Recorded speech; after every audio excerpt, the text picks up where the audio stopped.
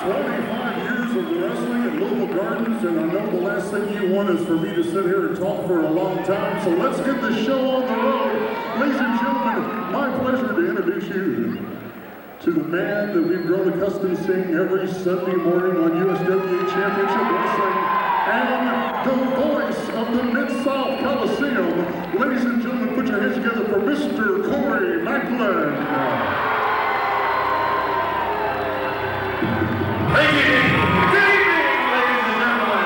Welcome to USWA Championship Wrestling. It is a crowd-pleasing pleasure to be here tonight. I promise you, a night to remember. Indeed, right here, history is being made in Louisville, Kentucky, right here at the Gardens.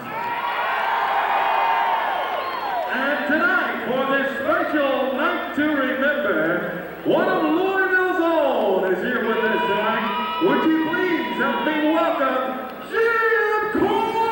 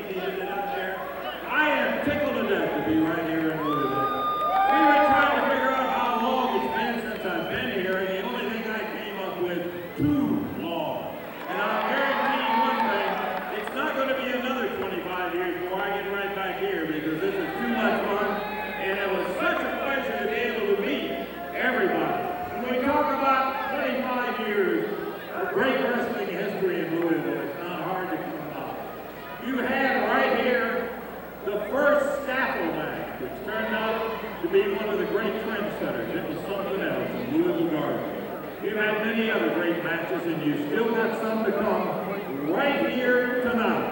I want to say thank you for helping us to make indeed this a night to remember. So if you're ready, I'm ready. Let's wrestle! Coming to the ring now,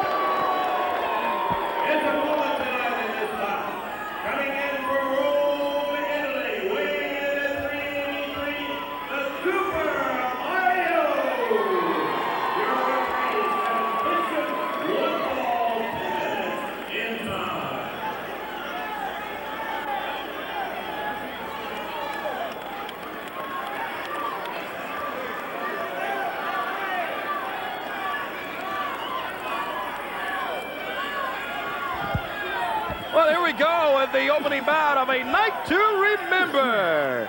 Gorgeous George III and Super Mario. They didn't tell me, and they were going to make me wrestle a meatball. Gorgeous George III with the comment on Super Mario. I don't know what. Referee Kevin Christian calling for the bell. Corey Macklin along with Lance Russell right here at ringside. And we are underway for this one.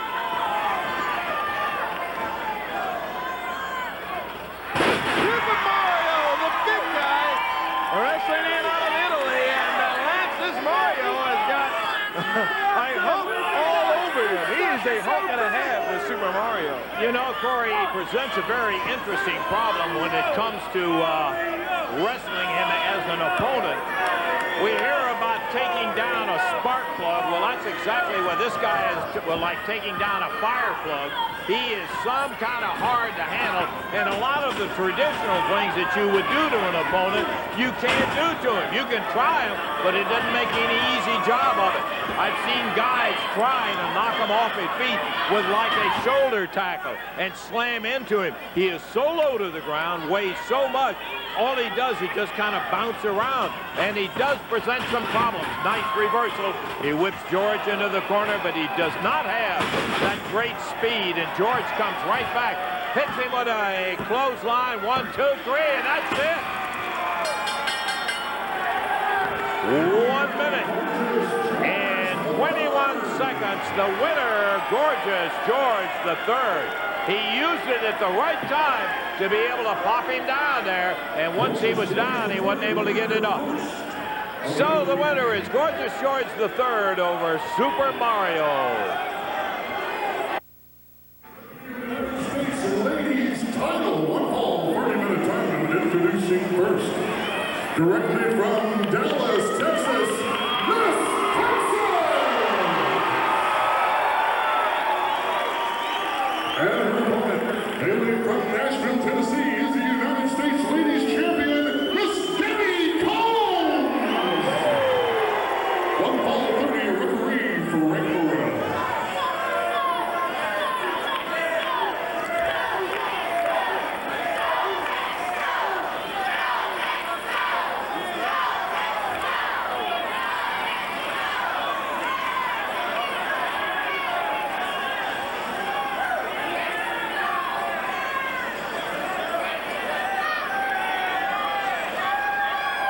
Okay, the title is at stake as our next bout comes up. It's a 1 fall, 30-minute title match.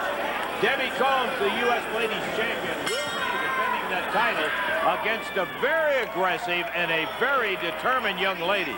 She's trying her dead level best to make a name for herself in professional wrestling. Talking about Miss Texas, she is a little ball of dynamite. And let me tell you, Corey, she fools a lot of them. Brother, she is tough. They look at her and say, whoa, she's a little runt. What a peanut. Let me tell you, they don't say that after they've caught that forearm or some one of those moves. Shoot, you got that right, Lance. This Miss Texas is tough. And Miss Texas is the very first lady wrestler that we understand in the USWA that was ranked in the top 500 wrestlers here in the country, here in the United States. Miss Texas was ranked in that ranking in there. So she certainly comes in very highly recommended for this title bout right here tonight, Louisville, Kentucky. Here at the gorgeous referee Frank Morrell down. Miss Texas snapped over by Debbie Combs, and Debbie gets that shoulder down. Debbie Combs comes in as the holder of that U.S. Ladies title. You know, Corey, one of the things I'm worried about in terms of Miss Texas, it's a big opportunity going for the U.S. title. I'm afraid that she may get a little too eager, a little too overexcited about this opportunity. She'll get a little something going, and she's going to make a mistake. And I will guarantee you, as we sit here at ringside, she makes a mistake against Debbie Combs, it's going to be a 1-2-3 on her. Oh, I believe that. Debbie will certainly take advantage of it. She whips Miss Texas in. Miss Texas, woo, drops hard. Debbie Combs, and Debbie grabs a hold of Miss Texas backs her up, whips her into the ropes. Miss Texas comes off this time with a sunset flip too. And Debbie Combs kicks out of there. Right at the 2 count, Combs kicks out of the hold and gets up. Miss Texas, flying pass off the middle rope, 1, and Debbie Combs rolls out of that one. So everything that Miss Texas is shooting for in this title bout is not working. Debbie Combs got up in the air here. We're gonna see an airplane spin, yeah. That's what she's giving her. Miss Texas dropped down. Look at this, 2.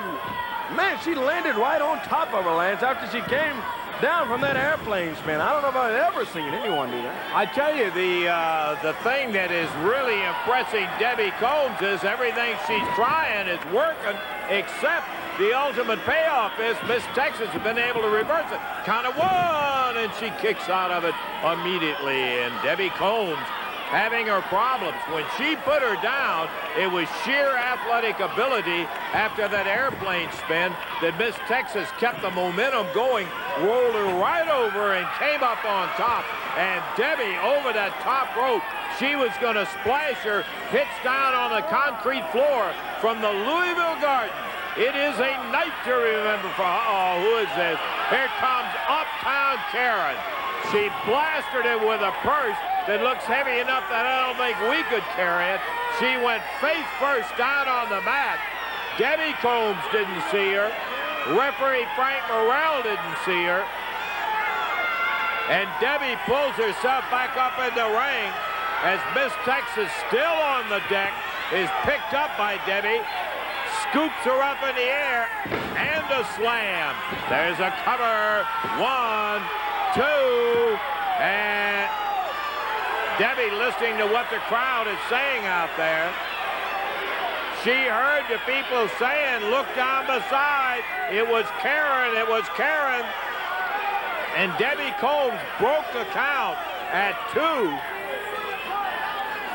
Debbie, oh, here comes Miss Texas. She sees her, grabs her, throws her into the ring. Debbie Combs grabs her. Miss Texas, they're working as a tag team. Ring the bell. Look at this. This match is going to be stopped by the referee as they had other priorities. Double clothesline. Uptown Keirn hammered down on the mat by both Debbie Combs and Miss Texas. Still U.S. Ladies Champion, Miss Debbie Combs. Debbie retains the U.S. title, and the referee stops the bout and declares it a no contest, and we were at the 4-minute and 12-second mark. So Debbie Combs keeps the title. A nice congratulations from one to the other. They did a job on Uptown Keirn. This is a no contest with Debbie Combs keeping the title. Is a Smoky Mountain heavyweight title bout scheduled for one fall with a 60-minute time limit. First introducing, to my left, the challenger, coming in at a weight of 245 pounds, wrestling from Springfield, Tennessee, is the Southern Boy, Tracy Smothers.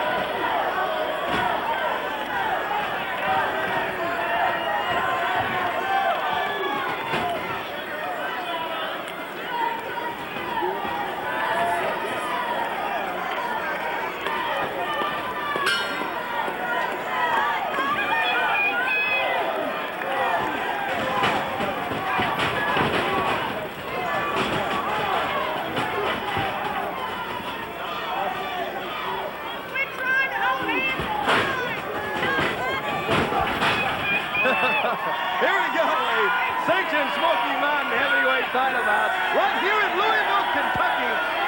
Lance Wilson and Cornette Macklin, along with ring announcer Dean Hill, right here at ringside here tonight. For this bout, one fall with a 60-minute time limit.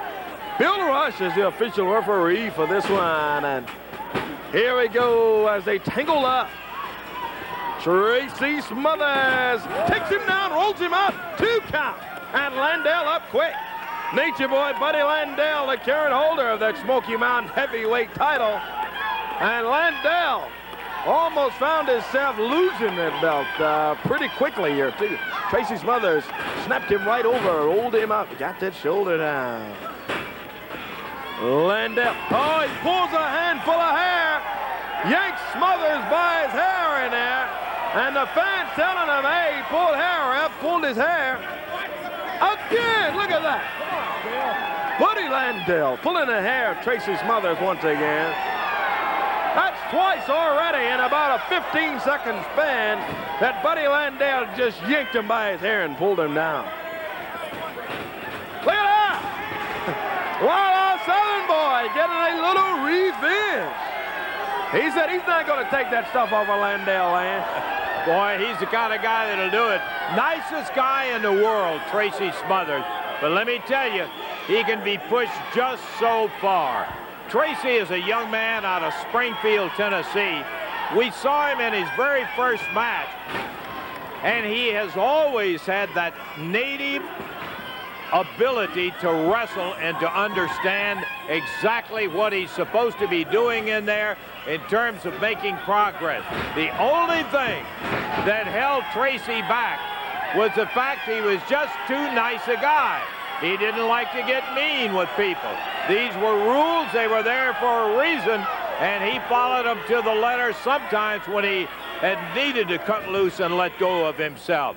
He went to Japan and wrestled over there for a period of time, and when he came back, he had a better appreciation of that eye for an eye, because he now, when somebody starts roughing him up, he knows how to come right back with it and put it to him. He took Landel into a hammer position, knee down across the lower back, but Landel, smart enough to wheel around, pop the leg up over the bottom rope, and gets a break from referee Bill Rush.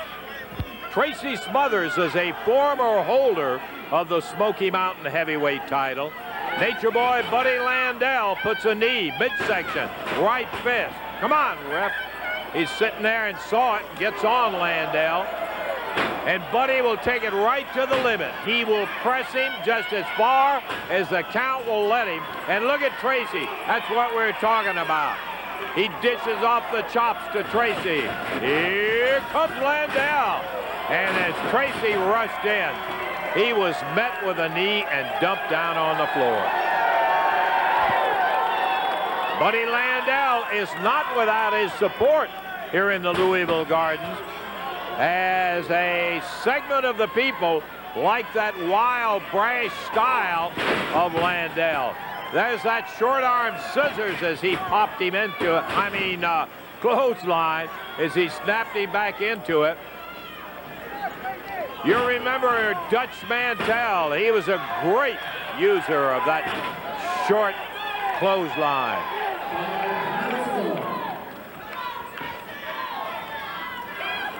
And Landel, abdominal stretch.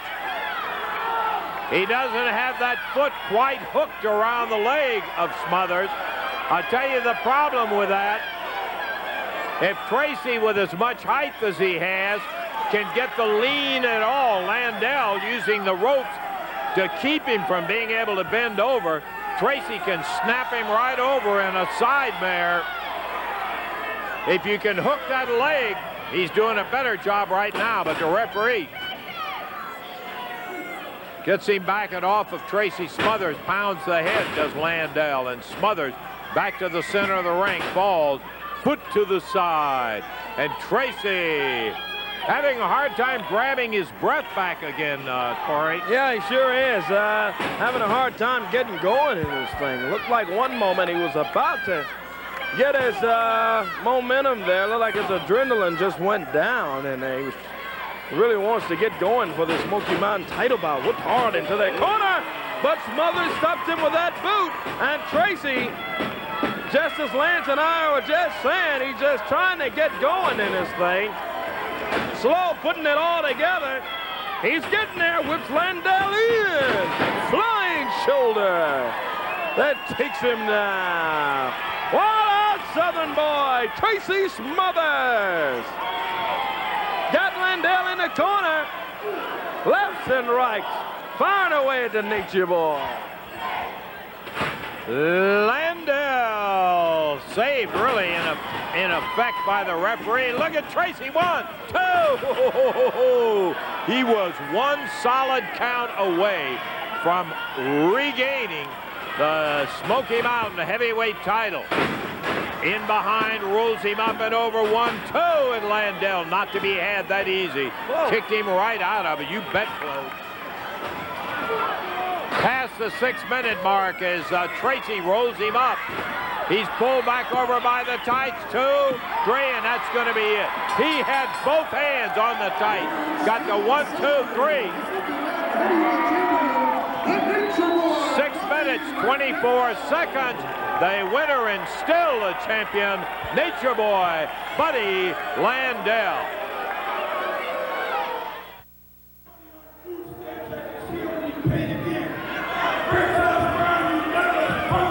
Get out here! I'm gonna prove fear in the USWA! I'm the toughest guy! I don't care about no legends! The marquee's gonna read Billy Jack Haynes! So get it through your head! You know where you can shake that dude!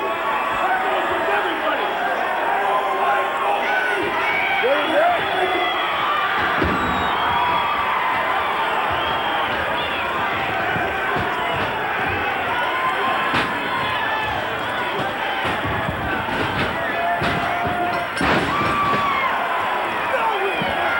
Here we go, Billy Jack Haynes, Brickhouse Brown. Billy Jack up there running his blabber, and Brickhouse came running out. He didn't waste no time. He had no words for Billy Jack Haynes. He just jumped right on him. He got after him quick. Here's Brickhouse. Let me tell you just one thing, Billy Jack. Ain't no fear in this, man. I came to get busy. Brickhouse Brown saying no fear here. Oh, look out, guys. Hang loose. Billy Jack Haynes slides under the ropes. Back in the ring. Brickhouse Brown backed into the ropes. Whipped in by Billy Jack Haynes. Boy, Billy Jack taking charge of this bout now. This is a grudge match and a half between these two. Billy Jack Haynes, Brickhouse Brown, 1 fall with a 30-minute time limit. And Billy Jack going after Brickhouse, snaps him over. Haynes comes off the ropes, drops a knee right in the chest of Brickhouse Brown. A cover, 1, 2, and Brickhouse kicks up. Quick 2 count, but the Brickster kicks out of it. Billy Jack Haynes sets him up. Look at this, Land. Billy Jack stands him on his head with a towering suplex, and the brick hits the mat hard. I mean to tell you, he dropped him from way up there in the air. Brickhouse giving away plenty of size to the 284-pound Billy Jack Haynes, and I'll guarantee you, Billy Jack is going to try to make him feel every pound of advantage that he has. He is mean. Tough is not the word. Mean is the operative word. Big chop. Billy Jack puts Brick down. Now, having said that, can I tell you that Billy Jack may be lulled into the sense that he is totally dominating Brickhouse, and I will grant you thus far he has done it. It's not over with. Brickhouse, much as I don't like some of it, he's got a hook as Haynes. 1, 2, and right at the last minute, Brickhouse kicks out of it on the 2 count, and Billy Jack's gonna have to do it all over again. Clothesline puts Brickhouse back down on the mat. Yeah, with fear. I want to see what he's going to finish him with fear. All right. You show us how fear is going to get a 1, 2, 3 on Brickhouse Brown. Yeah, oh. Well, we never call that fear. We had 2 or 3 other names for it, Billy Jack, but Brickhouse found one. Well, I can tell you, he dumped him down there hard, and now the brick coming after him. We were saying a little earlier, I never approved of everything that Brickhouse did. He's pulled his share of shoddy stuff too, Corey. But he's a tough guy and a good athlete. No doubt about it. No doubt about it. He holds his own, this Brickhouse Brown. What a bout between these two, huh? Got him with that neck breaker and popped him down. That is a very good place to attack. Headbutt, and down goes Billy Jack. Got a little glaze on his eye there. There's that Russian leg sweep as he takes Billy Jack's legs right out from under him. Comes off the ropes. Not his best shot. He kind of slipped on that top rope, but it was good enough to get points. Sure was, Lance. And Brickhouse saying, hey, I don't want to cover. I want to get some pain. I want to put some vein on this guy. Comes off again and misses.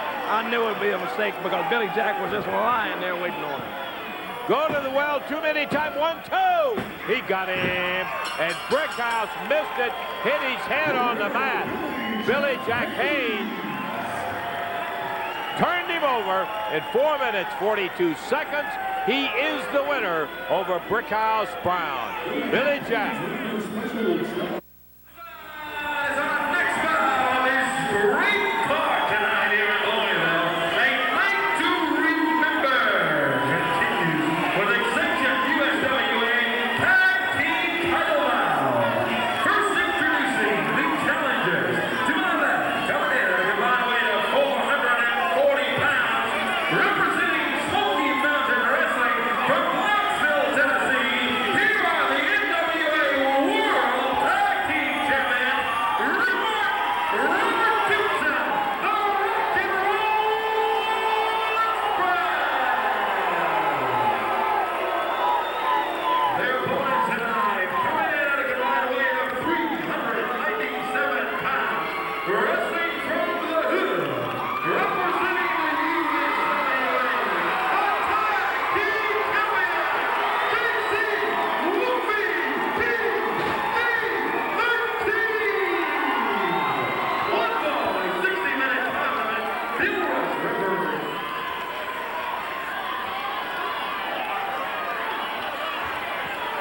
All right.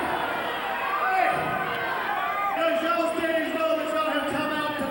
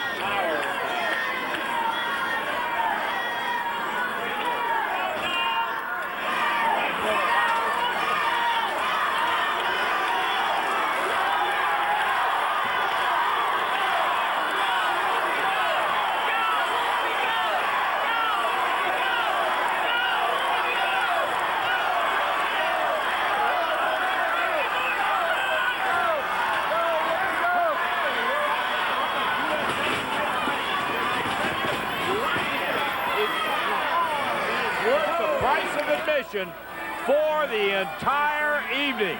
PG-13, the USWA Tag Champions defending against the NWA World Tag Champions, the Rock and Roll Express, Ricky Morton and Robert Gibson.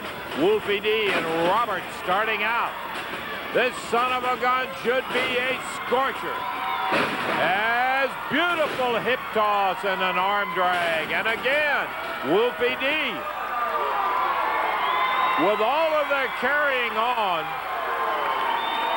the hubcaps, the hood talk, and all of that, let me tell you, these guys can wrestle. Obviously, I don't have to make any conversation about the Rock and Roll Express.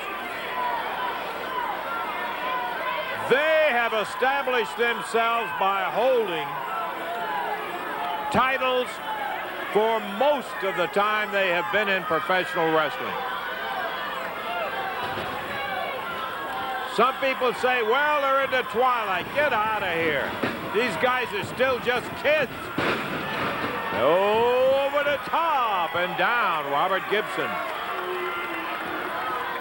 Hammers Wolfie D hard on the mat. I think the one thing that is most often said by people who step in the ring and look at PG-13 is, what, these guys are too little. What are they doing in a men's sport? Dean Hill, the Louisville announcer, sitting here with us. Dean, you know, we were just commenting about most people when they see PG-13, they make the mistake of saying little team. Have you heard that? And then they get in there and find out about it. Well, you hear it quite often, Lance. What a lot of people don't realize is size isn't exactly everything that makes a professional wrestler. It's knowing the moves. It's knowing the way the ring feels that in particular day. It's knowing the weaknesses of the opponents that you are in the squared circle with. PG-13 has had a lot of very large professional wrestlers that have come in here thinking that they're just going to run roughshod over them, and they've left with a great deal of respect for Wolfie D and the Iceman. They just flat. Looking at JC over there, flexing those pecs. Now, this is not Mr. America exactly, but brother, I'll tell you, when it comes to heart, the big word that goes with PG-13 is determination. I've never seen a more determined pair. Oh. There is a little professional jealousy working both ways. Ricky Morton reached up and he slapped the taste right out of JC Ice's mouth. And believe me, JC takes that from no man. But he's in there with a pretty good one as Ricky on a standing side headlock just had the little edge on him and holding on to it tight. Corey, this is going to be a goodie before it's over, buddy. Oh, I promise you it will, my friend. This is going to be a humdinger. JC Ice, with a slap of his arm, puts the open hand on Ricky Morton, and Morton in the corner, trying to regroup, get himself together there with just over 4 minutes passed in this sanctioned USWA Tag Team title bout. The challengers, the NWA World Tag Team Champions, Rick and Robert, the Rock and Roll Express, challenging JC Ice, Wolfie D, PG-13. JC backed out, reversal, whips Ricky Morton into the ropes. Morton goes under, Robert Gibson jumps in with no tag. Yes. Robert with no tag in there, just leaped over the top rope. Corey, you and I agree on 99%. I saw a tag from Ricky Morton. It's one of the slick things that they do. He made the tag before he made the whip. The referee evidently saw it because he let him in there. He did, in fact, tag Robert Gibson. Okay, thank you very much. Maybe I need some more glasses here. Because it's one of those slick. It was quick. Oh, you bet. These guys are so quick. They've been working together for so long, Lance, and they've got such a great chemistry together. And it manifests right there. Great move from the Rock and Roll Express. I apologize to Rick and Robert. I didn't see it. It was so flashy and quick in there. But that's the way these guys work. Reversal. Wolfie D whips Robert Gibson into the turnbuckle, and Gibson catches him with that knee lift. He caught Wolfie. Wolfie went running in full speed. And Gibson just lifted up that knee and caught Wolfie knee. Oh, man. Go over and they both nailed JC. Knock him right off of the ring apron. We've got about a half deal here tonight in Louisville at the Gardens. Half of the crowd for the Rock and Roll Express, the other half for PG-13. You know, it's kind of interesting. I'm looking at the expression on Rick and Robert, and I got to tell you, these guys are the absolute consummate professionals. Ricky Morton and Robert Gibson. But I'm looking at the expression on their face, and they kind of resent these upstarts from the hood who have absolutely no fear of the Rock and Roll Express. And you can tell by the way they look at him sometimes. Look at that Wolfie knee go. Hammered him and then slammed his head into JC's knee. A double whip, and Ricky Morton doubled over. And he was buried into the mat. Oh! And Ricky kicks out, heads for the ring. Look at him go to that floor. That's another sign of a professional. Yeah, indeed. What a great move by PG in there, too. Absolutely a great move. As Robert comes back and jumps in the ring, I do not see, no, that is not the legal man rep. No, he made the tag outside the ring.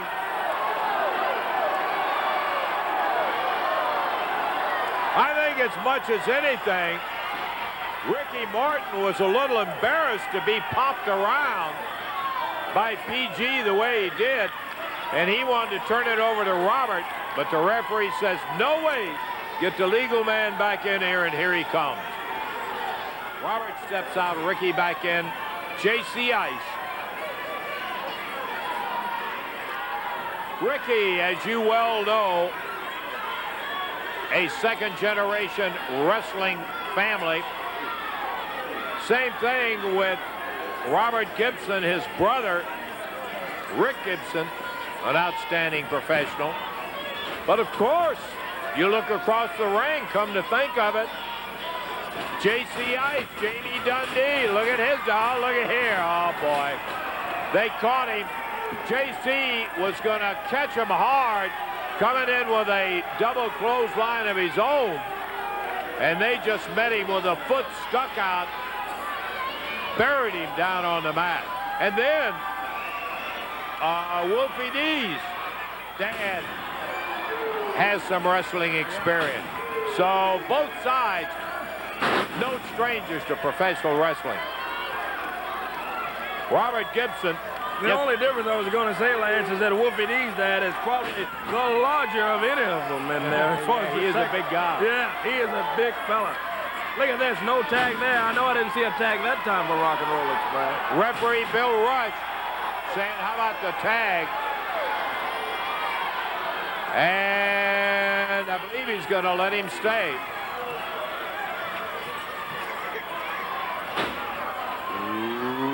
Rick Morton hammered him, took one, and exchanged with JC Ice. Look at JC, whipped in, a reverse atomic knee. And JC Ice down hard on his face. Knew it was going to be a great one. It's still got a bunch to go, and it's turned out to be everything we thought it was going to. Ricky Morton going over to pick JC Ice up. We've passed the 10-minute mark. There's a whip into the rope, sunset flip. But the referee over with Robert and Andrea, who is the newest addition, a lovely addition. One. He kicked out of it. Ricky Morton, just being smart, he was taking as much time to collect himself. He knew the referee wasn't there to count. Can I tell you, he beat the 3 count by about 4 inches of the hand of the referee. Wolfie inside the ring. That's a mistake. Referee distracted. Watch what the Rock and Roll will do. Double suplex as they stand him on his head, drop him down on the mat, and Robert Gibson smiling about their activity. Loving every bit of it. Robert Gibson, one half of the NWA World Tag Team Champions, backs up cheap seat. Whips him in, ice, baby, goes under. Oh! Going for that flying press, and he missed everything. Robert ducked. And now look over on the other side of the ring, Ricky Morton holding up JC, while Andrea, the new addition to the Rock and Roll Express, puts up 2 cents in the thing. That's more insult than injury. He's been hit a whole lot harder already tonight than Andrea will ever hit him. Yeah, well, being slapped by beautiful lady Andrea puts a lot of insult. You're exactly right, Lance. She is smiling and grinning. She's loving it. Ricky Morton, Robert Gibson. Rock and Roll Express. Let me tell you, the Rock and Roll Express have been around for a long time. They've held all type of titles, as you've mentioned earlier here in this bout. But let me tell you, they know that JC and Wolfie can be a tough task. That's why they're doing all that they can do. They're pulling every kind of stunt that they can to be sure that they can get these 2 young punks, as they said in here earlier, to lose this bout. Well, they, you know, I can fully understand that when you've been the top dog for a long time and they bring a new puppy on the block, and all of a sudden after a little seasoning that puppy becomes quite a household favorite, then you start to wonder, wait a minute, maybe we better get rid of these guys, and they start to resent it, and I think that's the case that we have here. Robert with a front face lock. There's a tag on Wolfie. The referee didn't see it. He will never let it work. He didn't. And now Ricky holding and Robert pitching, and JC Ice hits the deck. We're 13 minutes past the 13-minute mark into this one fall 60-minute time limit bout. In this match, only the USWA tag titles are at stake. The NWA titles of the Rock and Roll are not at issue here. There's a whip. Look at JC go under. Yes! Now the last time they caught him with a foot before he could ever reach him. This time he was too quick, got there and put them both down on the mat. Great move, PG-13. Wolfie hanging out far as he can. JC trying to get up. Wrong corner, JC Ice rolling back, makes the tag. Here comes the Wolfman. Wolfie, one to the other. Now we've got all 4 in. We don't want to see this match disintegrate into a street brawl. Look at Wolfie, 1, 2, and right at the last minute, Ricky Morton kicked out. Now it's a double whip. Double backdrop as Wolfie D down on the floor when Ricky up, climbs the ladder. Here he comes. And Wolfie gets out of the way. JC Ice climbs the ladder. Sails down, he misses. Ricky Morton, Robert Gibson, he misses. Wolfie up. Nobody's been able to connect. Did you see that complete front flip? Robert covers him. Referee down, 1, 2, and out of it kicks Wolfie D. Good night, Corey. Oh, boy, I thought you were about to say 3 because I thought he had him. What a great, great bout. A night to remember. Louisville Gardens in Louisville, Kentucky. Sunset flip. He's got him over there, Bill. Referee Bill Rush. Satch gets a 2. Rush has got a lot to keep up with in this thing. Very, very hard job. Look at that. Then Andrea dumps a whole handful of powder right in the eyes of Wolfie D. Morton covers 2. And referee Bill Rush stops the count. He's asking Ricky Morton, hey, what happened? What's that stuff in Wolfie's eyes? Wolfie rolls him up. He's got him hooked. 1, 2, 3. He had a 3 count. Gibson goes over, grabs Wolfie D. DDT's Wolfie. What a great, great bout. Action continues. JC comes from behind. Nails Morton with a hub. He got him. 1, 2, 3, 16, 33 lands. PG-13 retains the USWA Tag Team titles in 16 minutes, 33 seconds. PG-13 retain the USWA Tag Team titles. How sweet it is. Uh-oh. Andrea just walks over. She starts slapping JC eyes. What is she doing, Lance? Rock and Roll came up from behind and nailed him as PG-13 went rolling after Andrea, who had slapped JC Ice twice. And then Rock and Roll came up behind him, nailed him, threw JC out, double drop kick. There goes Wolfie out on the floor. And there goes Rick down on the floor where Wolfie D is. The winners of the match. The winners of the match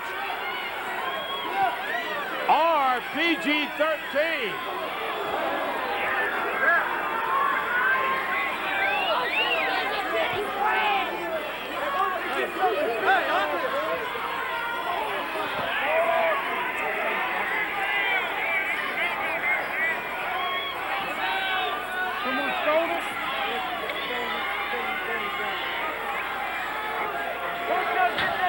Robert Gibson coming around. Yeah, and the Rock and Roll Express pounding on. Hey, what is this? She grabbed the paint. Andrea, who is in the corner of the Rock and Roll Express, paints the back with yellow paint. Did you see what she's got painted on it? What is it? Boy. Oh, yeah, boy. Let me tell you. Now, they ended up winning that match in there, and fair and square they did. And look at her across the ring. And she has the spray paint that Brandon Baxter brought out here with a brand new hubcap trying to entice. I just don't understand what Ricky Morton, what? And yes, I love it. Yeah. So what he does is he walks by, he puts a foot right in the back of JC Ice. Make no mistake about it, the winners were PG-13, although they don't look much like it right at this moment. Introducing first, escorted to the ring by Mr. Ronnie P.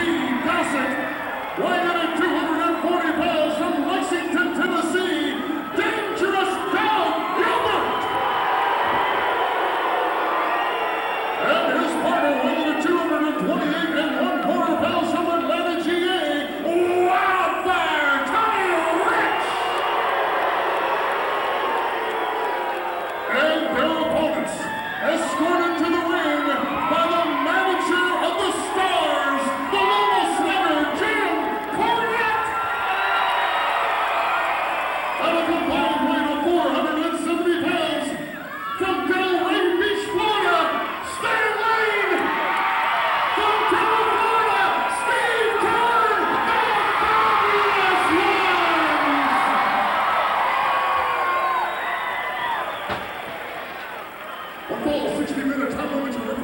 WWE.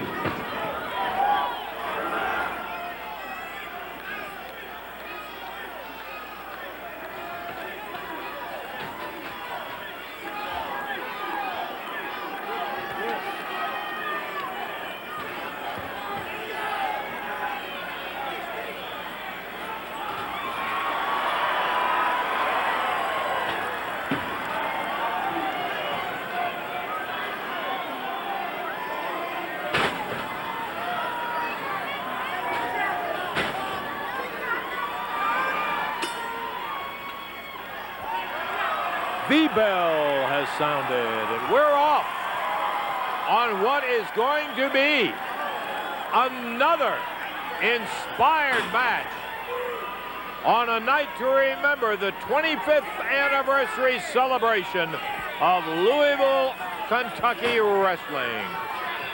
Dangerous Doug Gilbert, Wildfire Tommy Rich, going against Stan Lane, Steve Keirn, the Fabulous Ones, managed by Jimmy Cornette.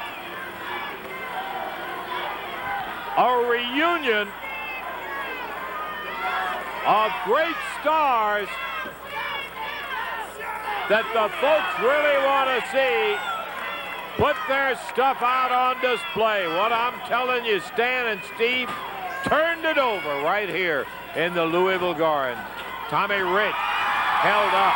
Stan says, look ahead. Tommy Rich going after him. Stan Lane got away and had to rub it in just a little bit. What was that, Tommy? Stan tried to show him the right way to do the fabulous Fargo strut. At ringside with his lethal tennis racket, Cornette is waiting, hoping maybe Ronnie P. Gossett, who came to the ring with Rich and Gilbert, hoping maybe Gossett will get out of line. It'll give him a reason to whale a little flesh off of Ronnie's hide. Tommy Rich was going to do his version of the strut, and before he got the second step, there was a foot in the behind, and that ended that.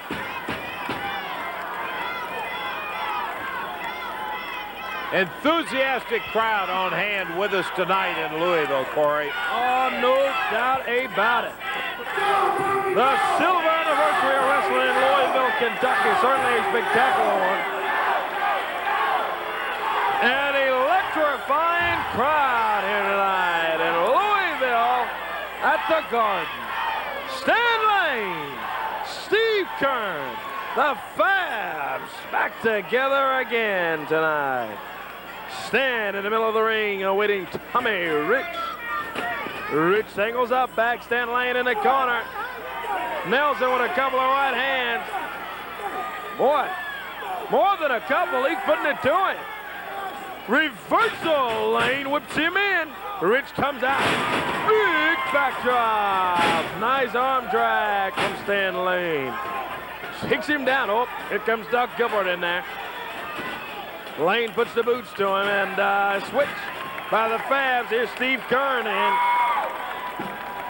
Keirn immediately goes right on that arm of Tommy Wildfire Rich. Barring that arm, and Rich pounding away at the mat from the pain and the agony that he's feeling. Stan Lane kind of frustrating Doug Gilbert. Gilbert trying to sneak in the ring there, and Lane shaking those top ropes, and those ropes jumping off the back of Doug Gilbert. Slapping him, in a manner of speaking. Hammerlock held by Steve Keirn. On Tommy Rich. Rich being turned up on the shoulders finally. 1, 2, and that left shoulder got it. Steve jumped across him trying to hold it back down. Can't beat Tommy Rich. It's referee Joe Wheeler. staying right on top of it, and Rich, wait, whoa, whoa. What is this? Doug Gilbert walks away from the corner. And now he's going back to explain. Well, gee, I didn't know you wanted me to take over. Very odd. Hey, Keirn, I'm fixing to knock your teeth right down your throat, and I'm going to show you the difference from yesterday and today. I wonder if you heard that. Dangerous Doug Gilbert said, Steve Keirn, I am fixing to knock your teeth right down your throat. I'm going to show you the difference between yesterday and today. And Steve comes out. Great psychology. He comes out, puts his hand out to Doug Gilbert to shake hands. Steve got something in mind. We've talked so many times before about the tremendous sense of humor that the fabulous ones brought through the ring. They haven't lost it, but part of it's been knocked out of them by now as Doug Gilbert, a real assault. Look at Steve. Deadly serious. He's pumping on Doug. Whips him across the ring. Turned him all the way over.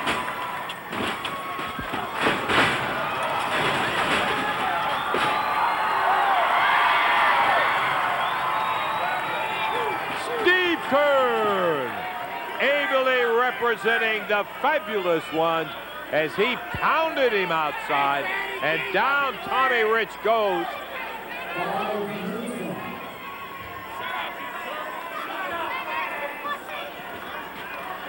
Dougie Gilbert hits the ring. Dangerous Doug. Backing and tracking now, and Steve on the hunt. From the side headlock, wheeled around into the hammer, goes behind, takes him down. Doug Gilbert sits his way out and over to the ropes. And Steve kind of roughing him up, playing with him kind of, Corey. Whoa! Whoa! Did you hear that in Nome, Alaska? That was Haynes, wasn't it? Oh, I'm telling you, Jimmy Cornette pounded Doug Gilbert on the back with that tennis racket. Ronnie P. Gossett walking over here. He better slow up. Unless he wants some of that racket that Cornette got, he'll be more than happy to give Gossett some of it. Hey, come on, Tommy. Don't be hitting on. Ladies and gentlemen, one question, and please be honest. Did Jim Cornette use the ring? Stan Lane gets on and says, did Jim Cornette use the racket? And of course, everybody in Louisville, Jimmy's hometown, said, no! Stan said, thank you very much, and went about his business. The fabulous ones with Jimmy Cornette in the corner. What a sight it is to see these guys together. Uh-oh, look out. Something happening. He could have a chain. Doug backed up, dished whatever it was off to Tommy Rich.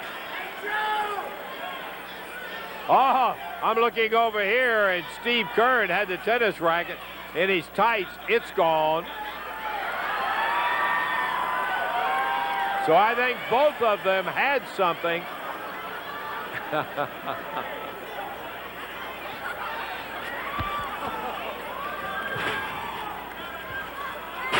Steve being caught by Gilbert. Rushed back into the corner.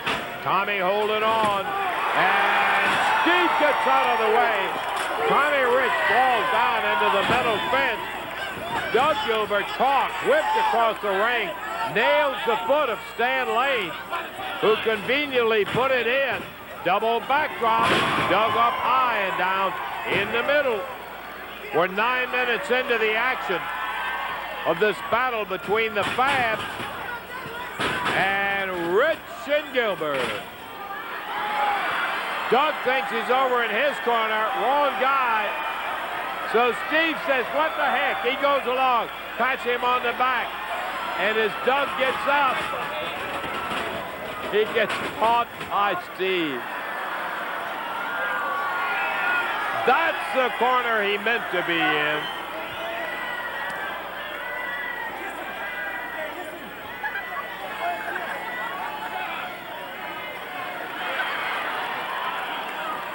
Doug Gilbert getting reinforcement from Wildfire Tommy Rich, or vice versa.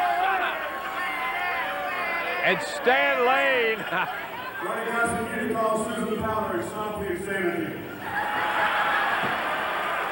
Stan Lane gets on the PA and says Ronnie Gossett called Susan Powers and stopped the insanity. Gilbert and Rich head bang together. Snap over the shoulder. And Stan. I mean, fun's fun, but brother, when they get down to work, let me tell you, as they say, nobody does it better. I heard in an interview, somebody asked Steve Keirn, well, you guys haven't wrestled together in 5 years. Steve said it's just like riding a bike. When you get it to the degree that Stan and I had it, you don't ever forget. Climb right back on it, it all comes back. Tommy Rich trying to grab the hair. It's a little short, Tommy. As Tommy Rich trying to grab the hair of Steve Keirn, there was no hair to grab.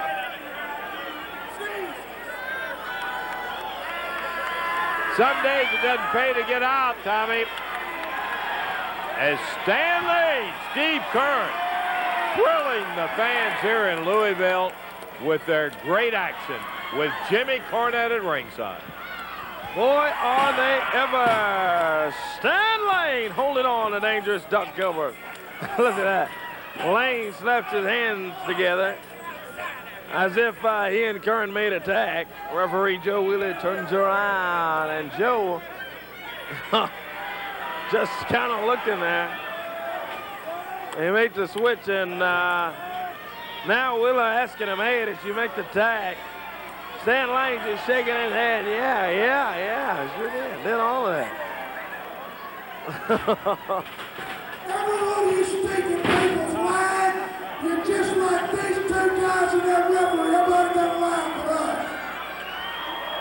Tommy Rich on the public address system complaining to all of the USWA wrestling fans here in attendance in Louisville, Kentucky at the Gardens. Not only are you a bunch of illiterate rednecks, you're a bunch of low-down, dirty liars. Oh, Ronnie P. Gossett just further insulting the fans. Hey, come on, Gossett. Yeah, Jimmy Cornette runs him out of here. Thank you, Jim. Get him out of here. Enough of Gossett already. Into the turnbuckle. Doug Gilbert with the boot. He stopped Steve Keirn right in his tracks, and Gilbert goes over and he busts Stan Lane. Hit Stan with a big right, caught him right in the mouth there. And Gilbert putting the boots to Steve Keirn, choking him over there. While referee Joe Willett gets Lane out and tries to get some order to this thing. The bout continues. Jimmy Cornette in the corner of the Fabulous One. Got that tennis racket, and Ronnie P. Gossett hightails it out of there. He gets around there quick. I think that's the fastest I've ever seen Ronnie P. Gossett run. He better look, pile driver. As Doug Gilbert feigning as if he was slammed down on the mat. He's the one that did the pile driver on Steve Keirn. Stan is trying to tell him, and the crowd is saying, yes, certainly he did. Coming up on the 14-minute mark of the Gilbert-Rich Fabulous Ones match. And the referee confronting Doug Gilbert with the information the fans said you did a pile driver. Get a good look at your Fabulous Ones now. Get a good look. Catch him next time, Jimmy. Doug Gilbert had that tape off of his arm. He unwound some tape on the wrist. And as Stan Lane rushes in to get him, Tommy Rich takes over on Steve Keirn. And Rich takes Keirn, who has taken quite a pounding. Down on the floor he goes. Rich pounds his head into the retaining security fence. Stan Lane over interrupts by hammering him in the back. He's ready to protect his partner, and the referee over saying, get back to your corners. Over on the floor, chokehold. Tommy Rich had his hand full throttle on Steve Keirn's throat. Picks him up, hammers the head on the ring apron. Come on, ref. For crying out loud, break that up. Rolls Keirn back into the ring.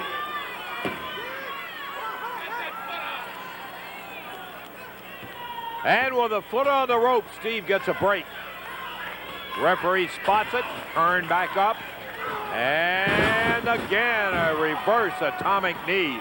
And Keirn right in the corner above us, doubled over as Doug Gilbert trying to take advantage of it.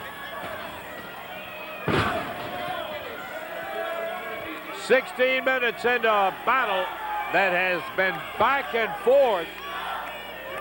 The Fabs on many occasions have outsmarted the street tough team of Rich and Gilbert. But when it comes down to it, Rich and Gilbert are not only still in the match, they are in fact out in front as they are hanging on to Steve Keirn. They've had him in there too long, and they plan to keep him there until it's all over with. He got away. Sunset flip, over goes Gilbert. Tommy Rich interfered as Steve had him down, but the referee was being manhandled by Tommy Rich. And Gilbert coming back, right Steve Keirn hard. Head right on the foot of Tommy Rich. Gilbert holding him down over the top rope. Rich, legal man, on the whip. Keirn goes in the air. Looks like another atomic knee, reverse. Holds him up with a bear hug.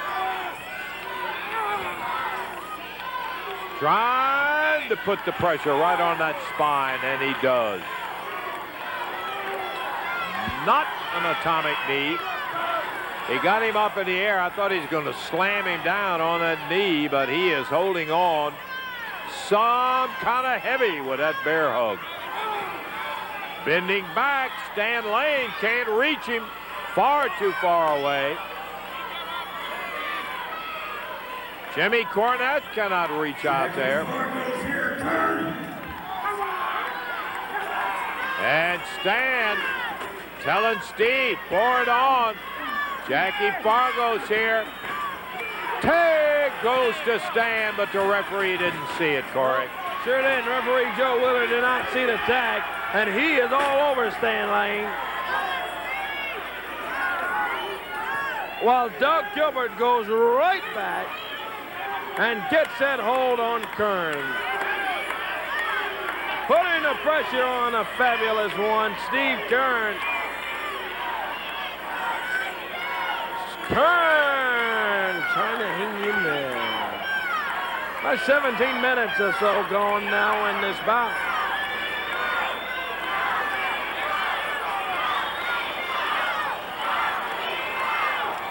Doug Gilbert still holding on to him. Keirn hip tosses him now. Goes over to the wrong corner. Over at the wrong corner. Now they're both holding on to him. Rich holding on to him with the boot to the throat. Gilbert was holding on to the leg there.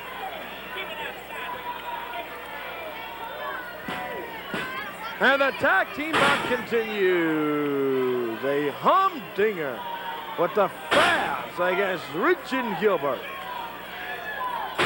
A night to remember, Louisville, Kentucky in the Louisville Gardens. Near capacity crowd on hand to see all of the USWA action. Look at Ronnie Pete Gossett over there. Cornette over with that tennis racket, and he almost caught Gossett. He almost got him that time. Look out, Lance. Don't let this guy fall in your lap. Hey, come on.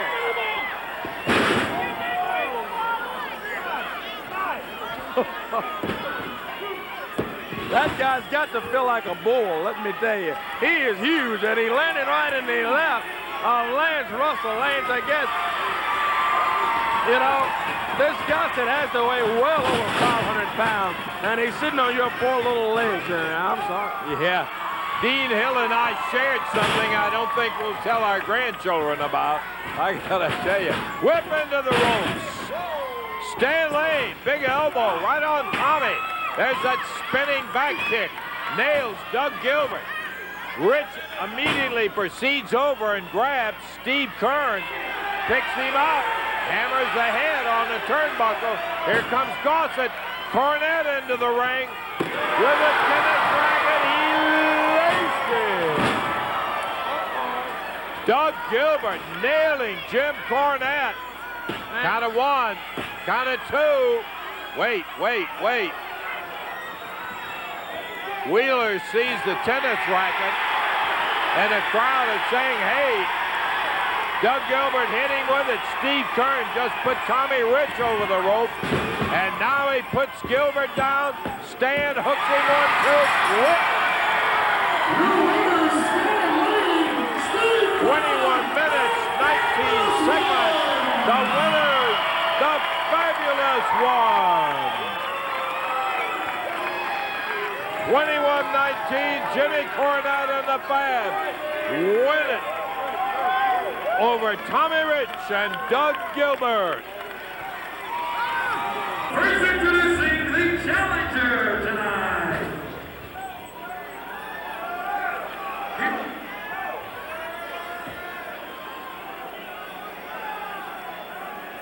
I told you, Lawler, if you step in the ring with me, I'm going to hurt you again, like I did. You all saw that on that television. You want me to throw you over the top rope again, boy? A little game.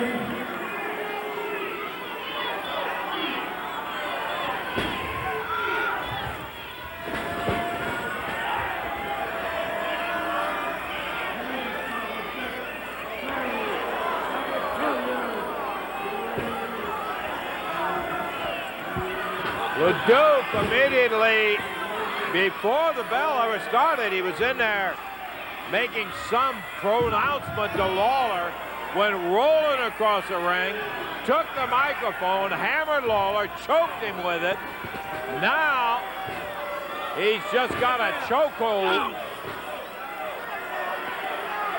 as Jerry Lawler being mauled by Joe LeDoux.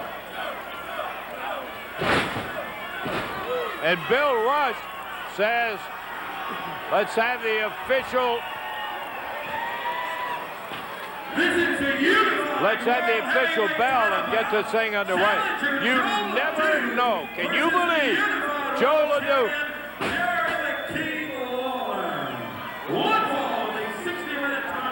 Corey Macklin is completing the introductions he started, but he never had a chance, and LeDoux came over, slapped the microphone right out of his hand, and that's when he rushed across after Lawler. You notice how he's paying attention to the referee, just like he always did. He doesn't pay attention to anybody. He does what he wants to do. Well, Lawler's got other things in mind. And down Lawler goes, and around the throat comes the hand of Joe LeDoux.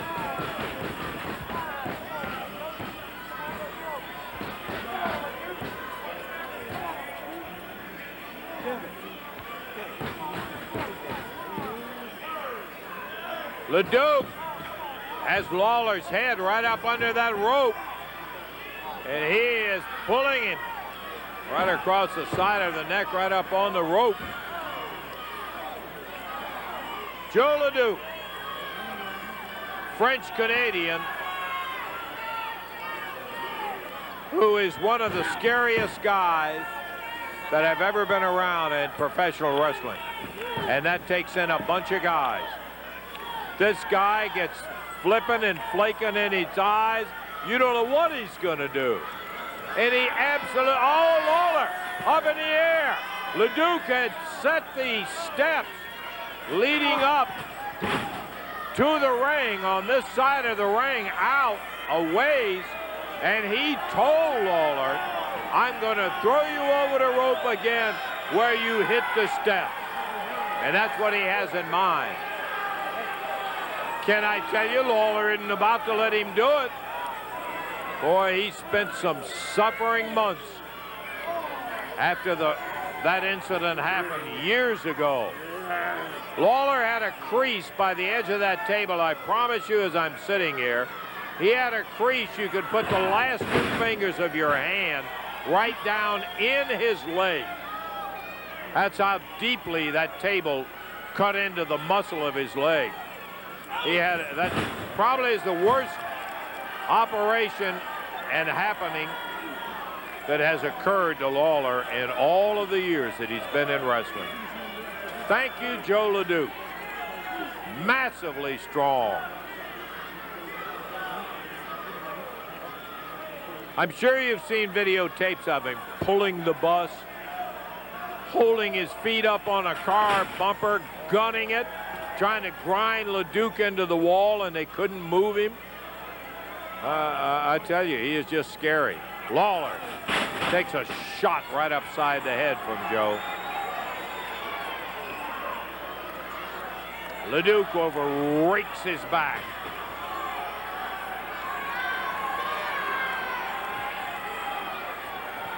Lawler, LeDoux, unified world heavyweight title bout in Louisville, Kentucky at the Gardens.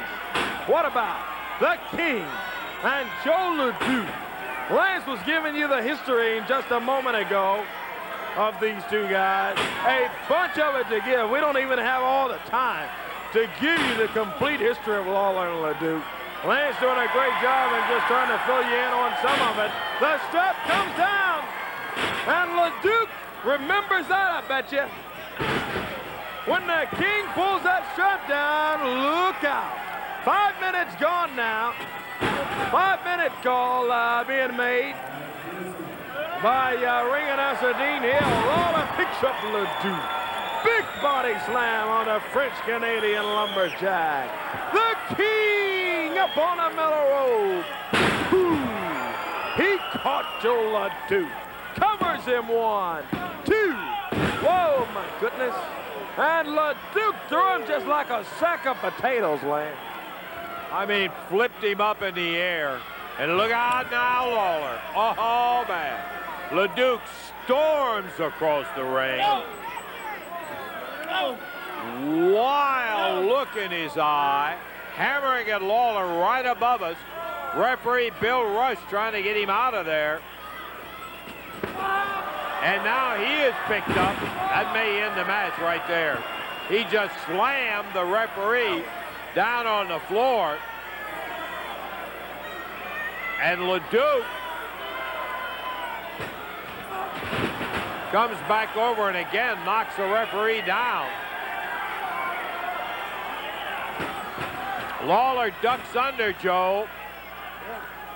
Goes over to see that Bill Rush is okay, because LeDoux not only slammed him down, and that's going to be a disqualification, Corey. And the winner, and still the unified champion, Jerry the King Lawler.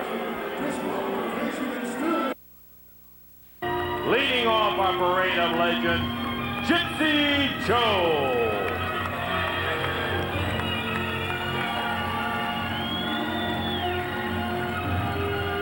You remember him as the Angel, and brother, let me tell you, they didn't come any tougher than Frank Burrell, well deserving of that certificate of appreciation. our legendary Corsica Joe.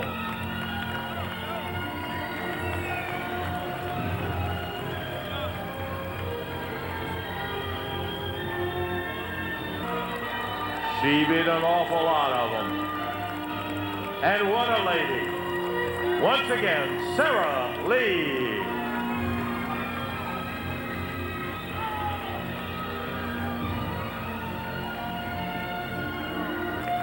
She held that U.S.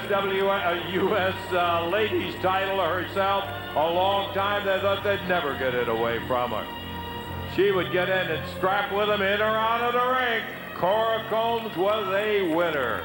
Once again, in our parade of legends, Cora Combs.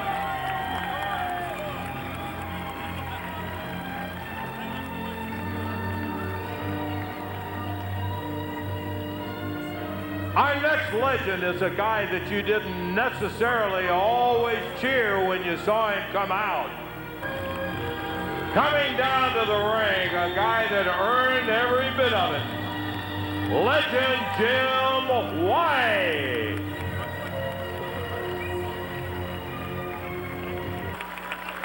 Let me tell you one thing about it. When this gentleman got inside the ring, there was one way, his way, and that's the way he called them.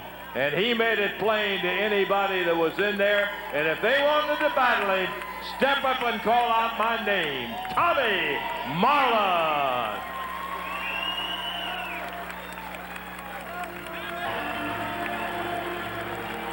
Yeah, he could still go.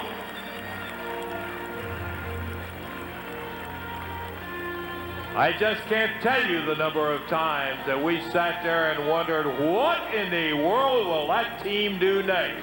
One thing we didn't have to wonder about too much was the fact they're going to win, because they found some way to do it. Once again, legend Phil Hickerson.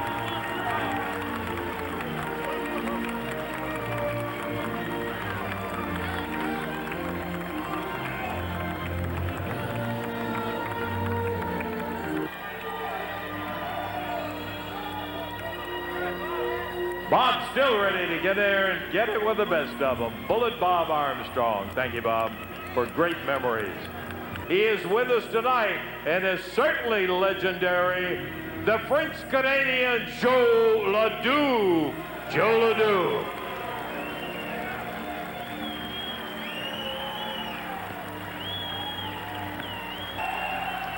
Every place there's wrestling, you go to the old wrestling fans and talk to them about it and say, hey, you know that crazy Canadian? You're talking about Joe LeDoux. Here he is, one of our parade of legends here tonight.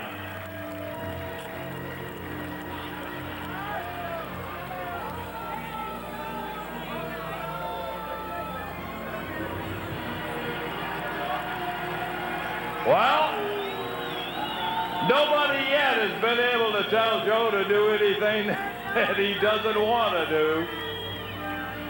We appreciated having him here on this night to remember.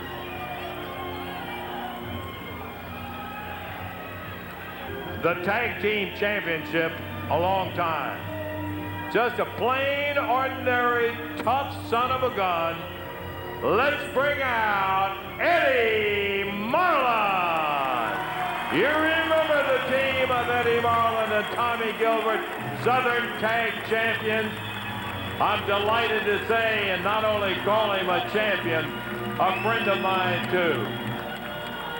Eddie has done so much for wrestling since he's been out of the ring actively. In our parade, Eddie Marlin.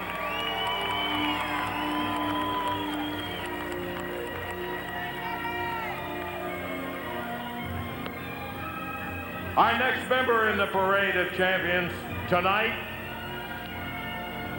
is a guy that when I first saw him, I just had no idea there'd be any way in the world. No, I'm not really sure that he's big enough and tough enough to make it in this business. Can I tell you? He proved he was in spades. You remember him as not only an outstanding single wrestler, but an outstanding member of one of the most feared tag teams around. We're talking about the team of Jerry Jarrett and Tojo Yamamoto. Here is Jerry Jarrett!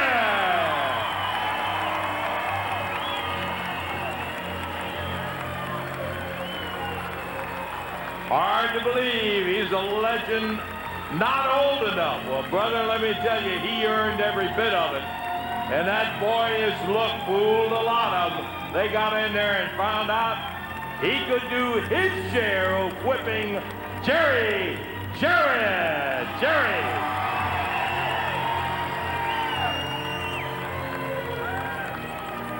We've got one more legend that we want to honor here tonight, and I'm going to call my friend and general manager of the USWA right down here on the floor to take over the mic and do the honors on our next honoree.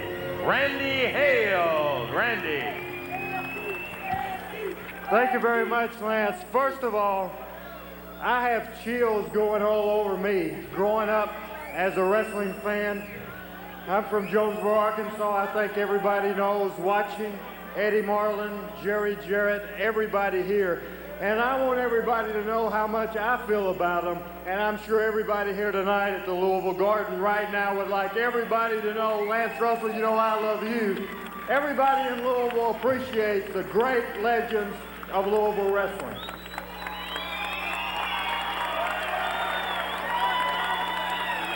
We all know all the great legends here, but there's one special lady I would like to make a few comments about. Behind the scenes, she has been the major force. She came up to Louisville in 1970.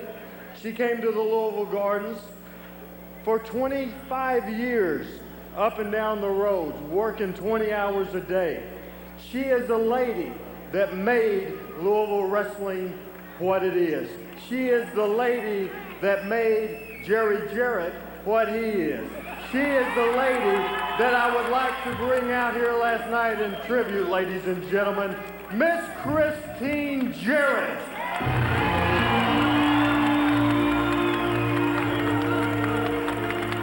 We would like to honor tonight, long-time Louisville wrestling promoter, the mother of Jerry Jarrett, the grandmother, of course, of Double J Jeff Jarrett, of Jason Jarrett, Miss Christine Jarrett, returning after a couple of years' absence tonight to the Louisville Garden.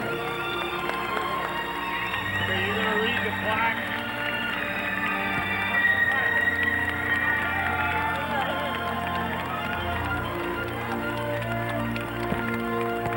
June the 11th, 1995, on the 25th anniversary, a special tribute to Christine Jarrett, the first lady and longtime promoter of Louisville wrestling.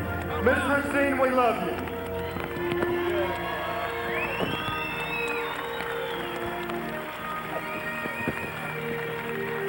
You said it very well, Randy, and it is sure true. Without this lady, there sure wouldn't have been any Louisville wrestling. She did it. Thank you, Christine, from the bottom of our hearts.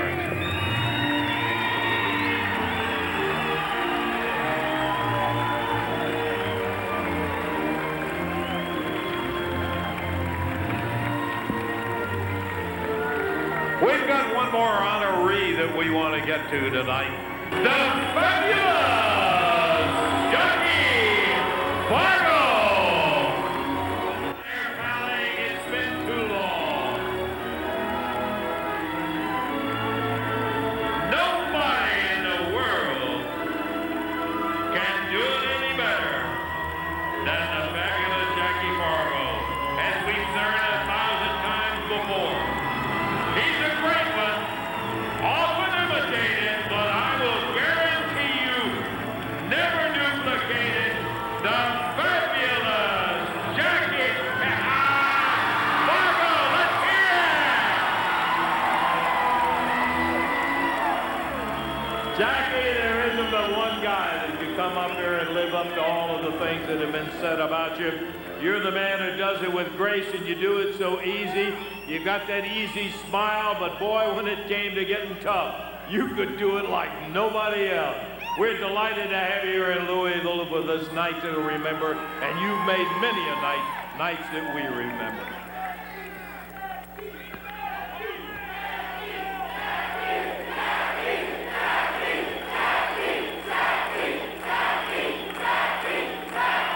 Thank you. Thank you.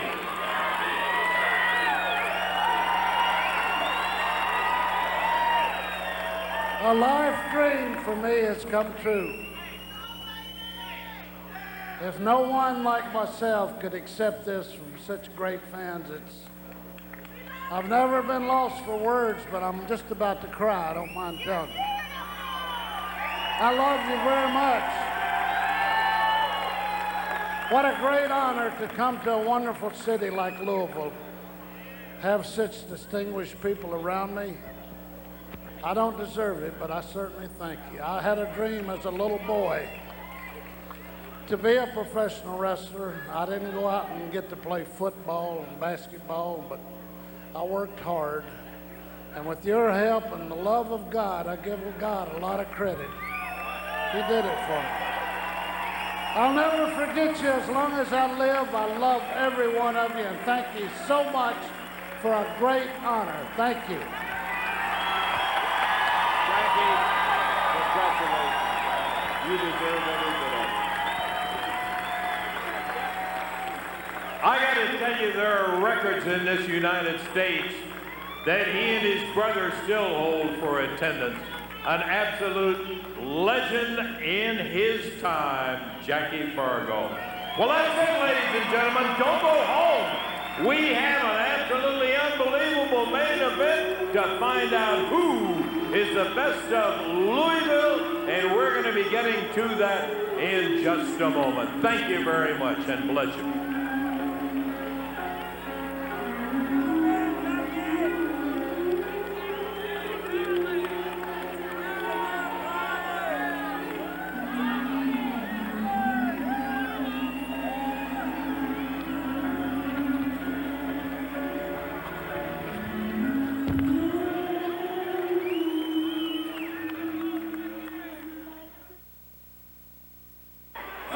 We're ready to continue with the best of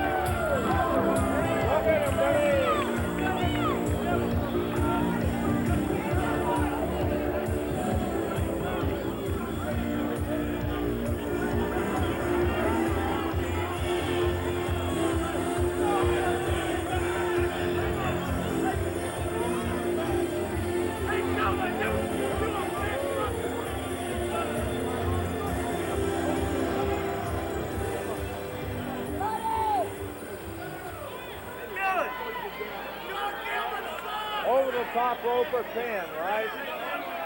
Billy!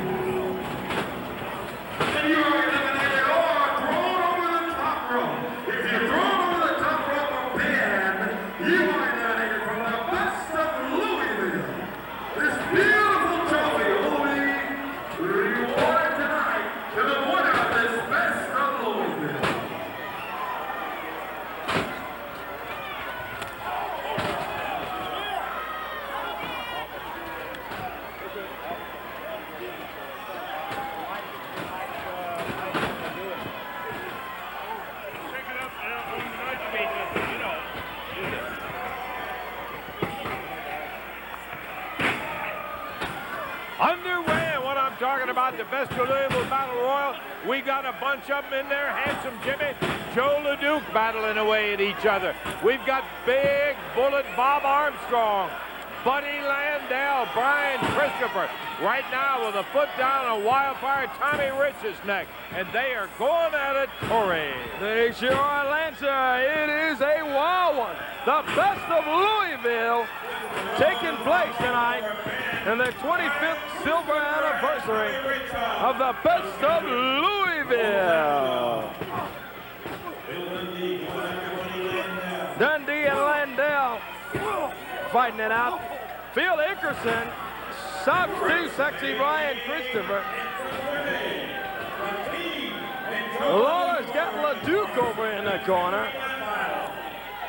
Hickerson grabs up. There's Bob Armstrong. He's eliminated from the best of Louisville elimination.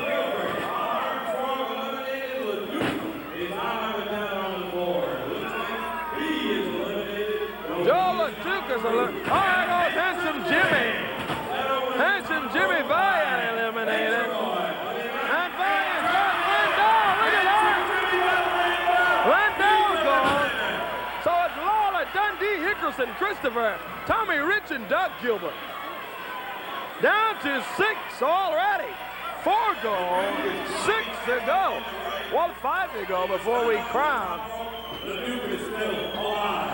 the winner of the best of Louisville. Big Canadian lumberjack Joe LeDoux lights in the Lawler and Christopher. LeDoux's got both of them by the throat over there.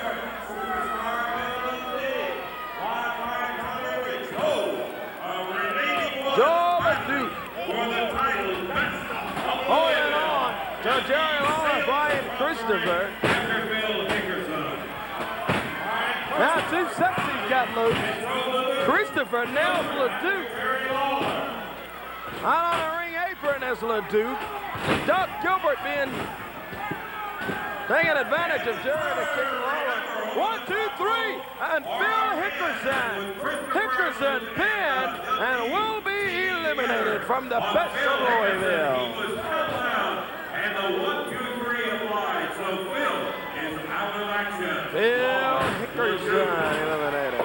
Dundee, Tommy Rich, Lawler after Joe LeDoux. Brian Christopher. Out on the ring apron there. Brian Christopher at the throat of Doug Gilbert. Dundee with the arm. Lawler and LeDoux still fighting out. Joe LeDoux grabs the king. LeDoux and Lawler both on the floor. He's got Jerry out on the floor. Slams him hard right into that steel cage at ringside. Whoa, big right hand from the big Canadian lumberjack. Christopher's got it covered. 1, 2, 3. The referee says 1 and 2 and 3. Look out, D.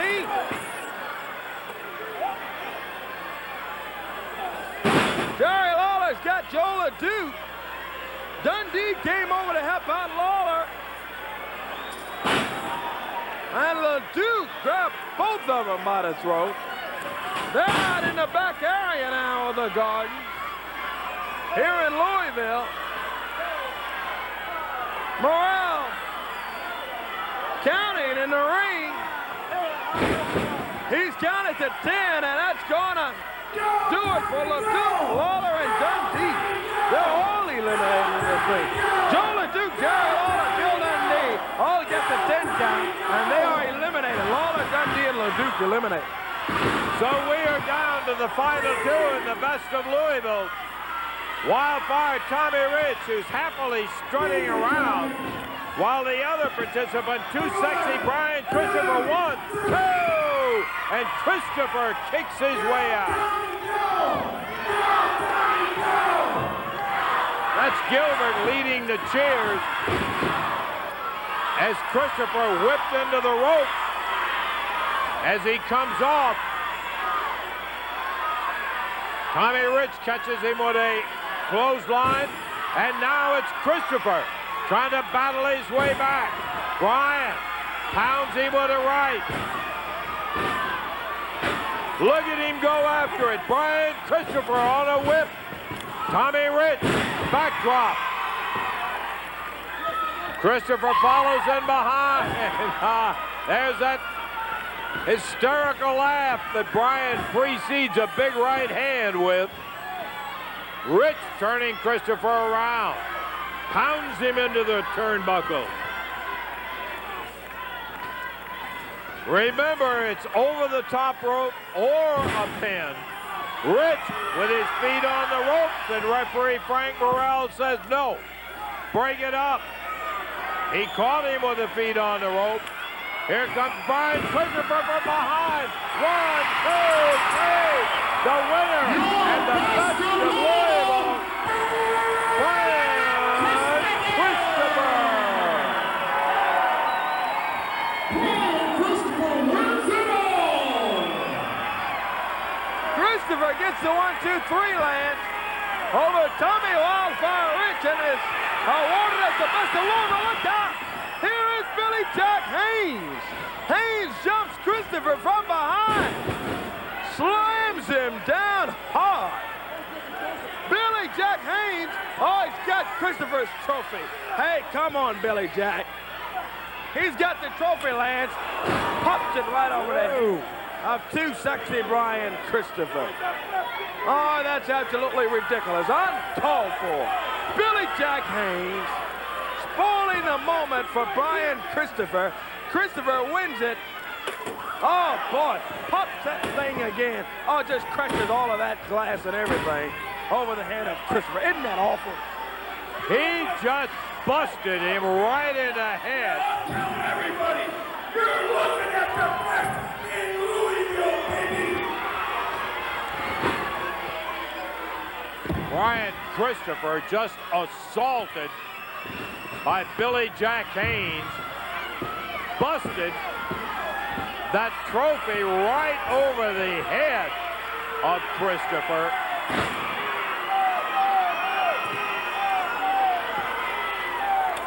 Brian Christopher receiving some help from Jerry Lawler and Bill Dundee. Lawler brings a trash can in that was involved in a match earlier. Billy Jack Haynes says, I'll tell you, you're looking at the best of Louisville, brother, and that is an exaggeration if I ever heard it. He may have beaten up Brian Christopher when he wasn't looking and lashed him with that trophy.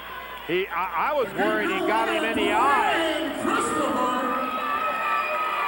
He barely missed it. He cut him open right above that eye, that right eye. And Brian Christopher assaulted by Billy Jack Haynes in a moment of glory because he had really looked forward to being declared the best of Louisville. And he didn't have a chance to enjoy it long because Haynes jumped in and hammered him from behind, grabbed the trophy, and then beat him about the head with it. But the official winner is Brian Christopher in 6:46, declared the best of Louisville. It's quite a night to remember, isn't it? How many years have you been coming to the Gardens?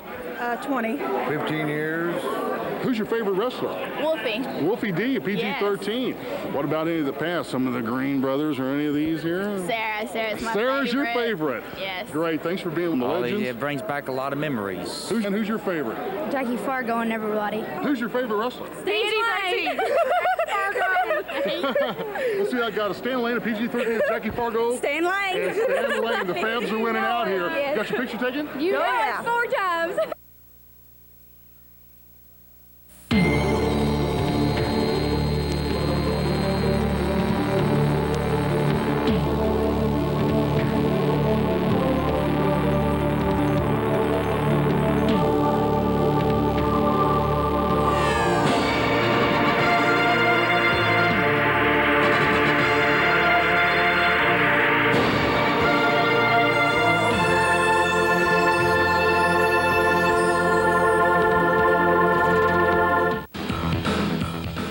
The event that was 25 years in the making.